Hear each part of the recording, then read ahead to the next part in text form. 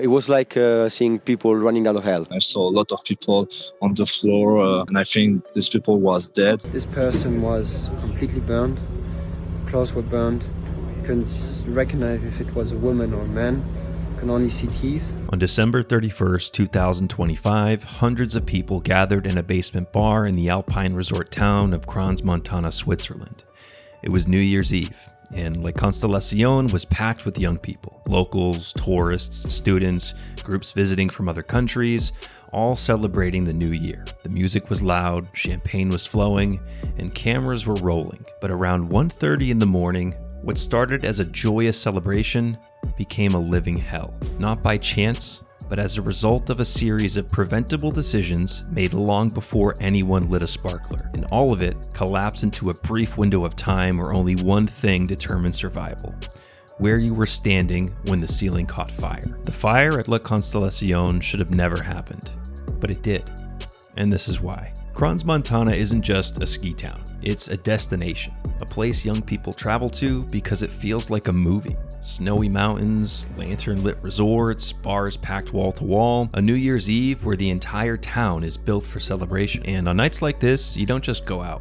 You bounce from place to place, following the noise and the crowd, until finally, you end up somewhere that feels like the center of it all. And for a lot of people that night, that place was La Constellation. A cozy basement bar with low ceilings, warm air, and bodies packed tight enough that you don't really move, you just sway in place. But there was one thing La Constellation had a reputation for: their VIP bottle service.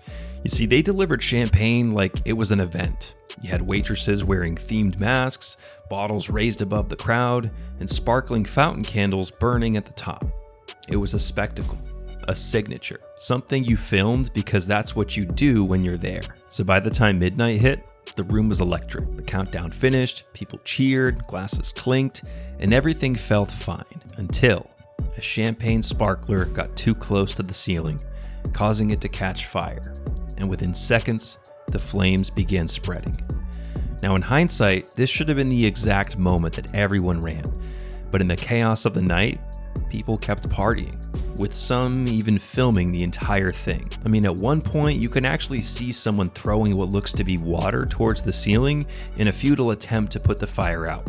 But it was hopeless, because by then, the fire was already spreading faster than anyone could process. And suddenly, the smoke dropped, sending the party into a frenzy. By the end of the night, 40 people tragically lost their lives, while 119 were critically injured.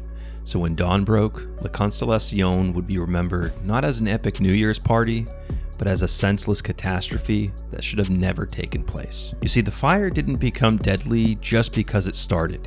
It became deadly because of what it touched. Above the crowd, the ceiling was lined with acoustic foam for soundproofing. But foam like that has a second identity, because when it's exposed to flame, it doesn't behave like a normal surface. It doesn't char. It catches and it accelerates. So the moment those sparks reached the ceiling, the fire wasn't climbing a ceiling. It was climbing fuel. And once the heat reaches a tipping point, the fire can do something terrifying. It can flash over, where the room stops having a fire and becomes the fire. And on top of that, the layout of the room only made things worse, because La Constellation's ballroom was underground. And when the ceiling ignited, most people had one instinct and only one known route: up a narrow staircase through a small doorway, the same way that they came in. So when everyone moved all at once, the doorway stopped being a doorway, and instead it became a deadly bottleneck. Any loss of life like this is tragic, but this night it's different, because this wasn't just a room full of hardened adults who knew better. This was an event packed with teenagers with their entire lives ahead of them. You see, in Switzerland, alcohol can be purchased legally at just 16 years old. So a New Year's crowd in a resort town like Crans, Montana can skew young fast. And the event wasn't just local either. It was international, because officials said the victims included Swiss, French, Italians, and Serbs, as well as people from places like Belgium, Bosnia, Luxembourg, Poland, and Portugal. So the grief didn't just stay in one town. It spread across borders, and it was broadcast for everyone to see too, because this is how a lot of people have been trained to process reality, through a screen, recording first and understanding second. And for many innocent people, That difference meant life or death. If this tragedy sounds familiar, it should, because in 2003, the Station nightclub fire in Rhode Island started the same exact way. Pyrotechnics ignited polyurethane foam, fire raced across the ceiling, and crowding at the main entrance trapped people, leading to the deaths of 100 people. Now after that, codes and rules did change.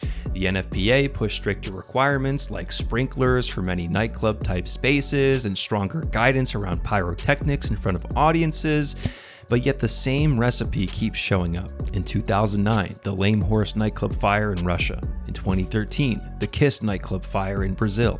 2015, Collective in Bucharest. 2023, Murcia, Spain. 2025, North Macedonia. Different countries, different decades, same physics, which is the sickest part of all. We're not missing the information, we're missing the follow-through in enforcement, in venue culture, and in what crowds accept as normal inside a packed room. What happened at La Constellation wasn't unpredictable. It wasn't unavoidable. It was what happens when fire becomes entertainment, when exits become technicalities, and when a crowd learns danger through a screen instead of through survival instinct. And for the people in that basement, the cost of that failure was paid in seconds.